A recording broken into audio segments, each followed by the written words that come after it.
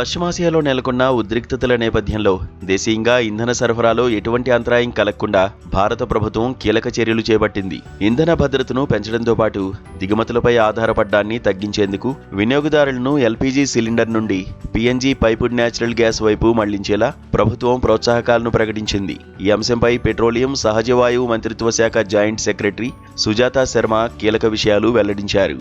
ఇందుకు పీఎన్జీ వినియోగదారులకు బంపర్ ఆఫర్లు ఇస్తున్నారు.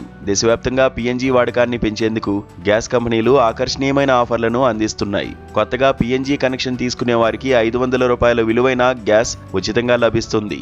కనెక్షన్ కోసం చెల్లించాల్సిన సెక్యూరిటీ డిపాజిట్ను ప్రభుత్వం పూర్తిగా రద్దు చేస్తున్నట్లు కేంద్రం ప్రకటించింది.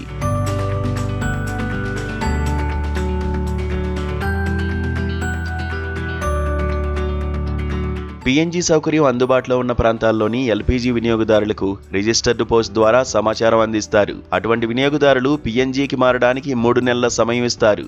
ఎల్పీజీ కంటే పీఎన్జీ దిగుమతులపై మనం ఆధారపడడం తక్కువ. అందుకే ఈ మార్పు ఎంతో తార్కికమైనది అని సుజాతా శర్మ వివరించారు. గత 25 రోజుల్లోనే సుమారు 2.5 లక్షల కొత్త పీఎన్జీ కనెక్షన్లు ఇచ్చినట్లు ప్రభుత్వం తెలిపింది.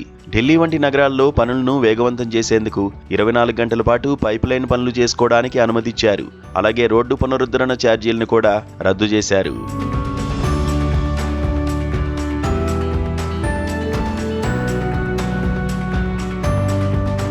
ప్రస్తుతం సోషల్ మీడియాలో ఎల్పీజీ గ్యాస్ పై పుకార్లు, షికార్లు చేస్తున్నాయి. ఎందుకంటే దేశంలో ఎల్పీజీ కొరత ఉందని వార్తలు వైరల్ అవుతున్నాయి. దీనిపై కేంద్రం ఇప్పటికే స్పందించింది. దేశంలో ఎల్పీజీ కొరత ఉందనే వార్తలను ప్రభుత్వం ఖండించింది. ఎల్పీజీ గ్యాస్ కొరత లేదని, సోషల్ మీడియాలో వస్తున్న పుకార్లను నమ్మవద్దని కేంద్రం స్పష్టం చేస్తోంది.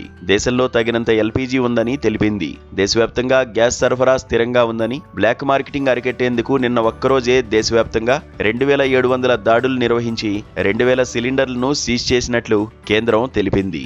ప్రస్తుతం 92% మంది వినియోగదారులు ఆన్లైన్ ద్వారానే రీఫిల్ బుకింగ్స్ చేసుకుంటున్నారు.